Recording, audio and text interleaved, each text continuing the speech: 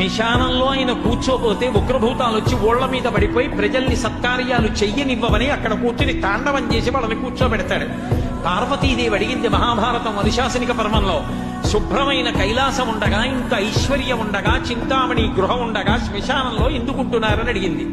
అడిగితే ఆయన చెప్పాడు, పార్వతి బతికున్న నాళ్ళు అన్ని చోట్లకి వెడతారు, ఏమీ తోచట్లేదు, శ్మశానానికి వెళ్ళొద్దామని ఎవరు రారు పార్వతి.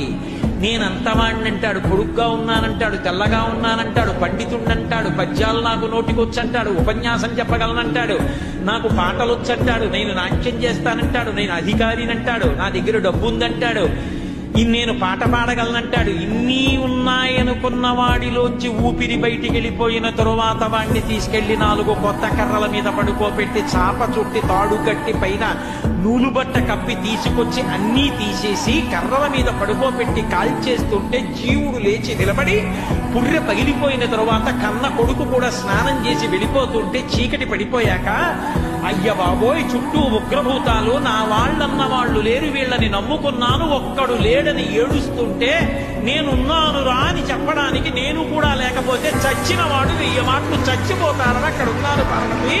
నా కర్మకాలక్కడలేదు.